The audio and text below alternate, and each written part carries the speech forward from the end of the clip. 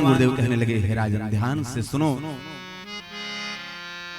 वसुदेव गृहे साक्षात् भगवान पुरुष परहु। वसुदेव जी के घर पर साक्षात भगवान ही पधारे, यह स्पष्ट है। आहा, वसुदेव गृहे साक्षात भगवान पुरुष परम, साक्षात परम ब्रह्म परम पिता परमेश्वर ही साक्षात वसुदेव जी के घर पर। अब विचार करें, भगवान पधारे वसुदेव के घर पर पुत्र बन कर गए, लेकिन जहां भगवान पधारे वह वसुदेव जी का घर नहीं था, वह कंस का कारागार था। कारागार का पर्याय बोले जेल खाना मारा। जहां भगवान का अवतार हुआ था वह घर था। बोले भगवान तो कारागार में आए थे और कारागार में ही भगवान का प्रथम अवतार जन्म हुआ। तो यह बताइए, भागवतकार की लेखनी कहती है वसुदेव गृहे, वसुदेव के घर पर।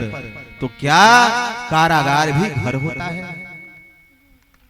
क्या कारागार भी घर होता है? कारागार को भी, जेल को भी, जेल खाने को भी घर कहा जाता है। अब यहां विचार करें कि घर की परिभाषा क्या है। बोले जीवन में दुख और सुख तो सबके ही आता है, सुख दुख सब कह परत है, पौरुष तजो न मीत, मन के हारे हार है तो मन के जीत है जीत। हर जीवन में संकट आता है, हर रिश्ते में संकट आता है। यहां विचार यह करें कि घर की परिभाषा क्या है, घर किसे कहते हैं हमारा। बोले चाहे भले ही विपत्ति बार बार आवे, चाहे भले ही दुख बार बार आवे, चाहे भले ही संकट बार बार आवे, लेकिन फिर भी दुख हो या सुख हो, लेकिन जहां पति और पत्नी का प्रेम परस्पर बना रहे, चाहे वह जंगल हो, चाहे वृक्ष की छाया हो, चाहे वह घर हो, चाहे कनक भवन हो, चाहे वह जेल खाना ही क्यों न हो, जहां पति और पत्नी का परस्पर प्रेम विद्यमान है वही घर होता है। जय जय जय। वही घर होता है, उसी को घर कहते हैं। लाख विपत्ति आई, लेकिन वसुदेव जी का, देवकी जी का जो प्रेम है वो हमारा एक है, एक मना है, एक भाव है, एक मन है, एक प्रेम है। आपस में ऐसा सौहार्दता है कि महाराज वही घर की परिभाषा बनती है, जहां पति और पत्नी के जीवन में महाराज एकता हो, समरसता हो, समता हो, और जहां आपस में प्रेम बना हुआ हो, चाहे जंगल हो, चाहे वीरान ही क्यों न हो, वही उनके लिए कनक भवन हो जाता है, वही कनक भवन हो जाता है। कन्हैया अकेले नहीं पधारे, जने सते तत्प्रियार्थम संभवन्तु सुरस्त्रिय। जने सते तत्प्रियार्थम, प्रिया जो भी पधारे, तत्प्रियार्थम साक्षात किशोरी जी भी पधारे। और किशोरी जी ही आगे आगे नहीं आए, सुरस्त्रिय देवांगनाएं भी भगवान के लीला में सहभागी। आप लोग महाराज की लीला में श्रवण करेंगे। राधा रानी कौन है? राधा रानी महाराज तो साक्षात ब्रज की ठकुरानी है। हम लोग ब्रज में भले जावें और बाकी बिहारी लाल का जय जयकार करें, लेकिन ब्रज के राजा बिहारी जी नहीं। बिहारी जी तो एक चाकर हैं, ब्रज की रानी तो महाराज ब्रज की अधिष्ठात्री श्री किशोरी जी ही हैं। प्रेम से बोलिए राधे राधे। देखिए, ब्रज में हमारा जाना होता है तो दो प्रकार से हमारा ब्रज में जाना होता है।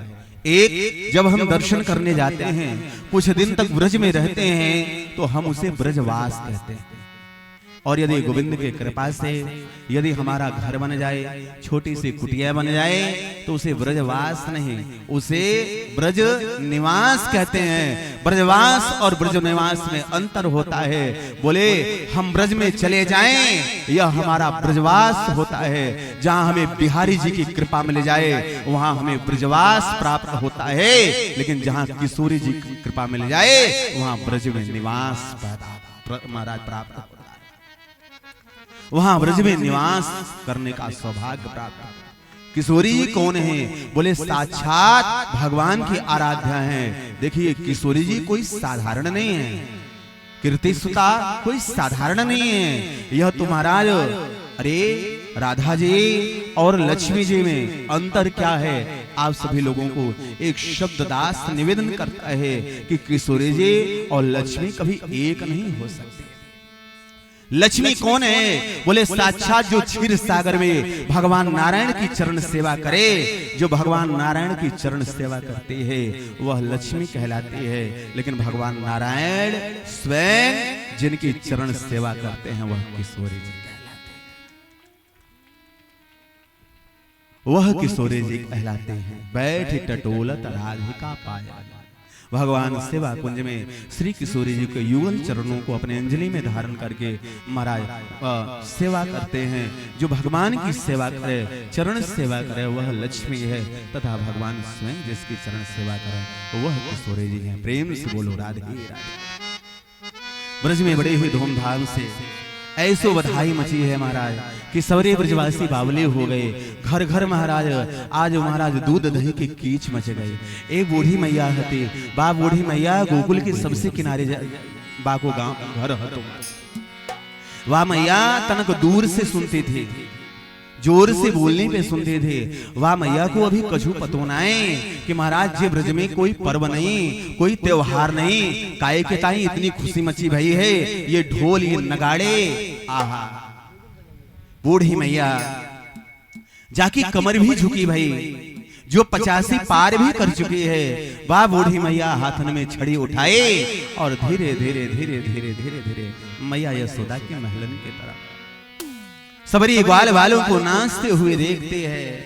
आहा एक ग्वाल से कहते हैं, अरे लला तो ये बता दे जे ब्रज में काये के ताई खुशी मनाई जा रही,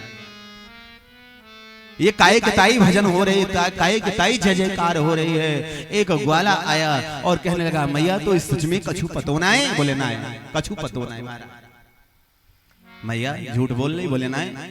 लाला सच में कछु पतो ना है?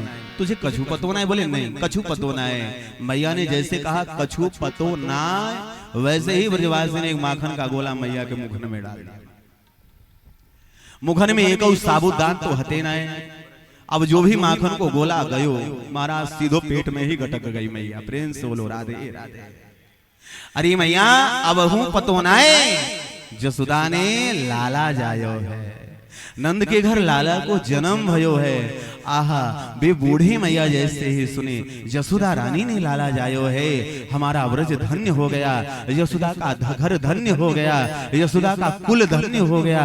अरे बुढ़ापे में यशोदा ने लाला जायो है, अब तो मैं भी नाचूंगी। वह बूढ़ी मैया भी कमर मटका कर ताता थैया नाचने लगी है। गोपियां कहती हैं मैया ऐसे तो पीछा नहीं छोड़ने वाले, हमें लहंगा भी चाहिए, 84 गज वाला लहंगा चाहिए, हमें नथनी भी चाहिए, आहा झुमका भी चाहिए। सबरे ब्रजवासी मैया से बधाई मांगते हैं। आइए थोड़ा सा छोटा सा एक भाव बधाई का हम और आप भी कन्हैया के चरणों में अर्पण करें।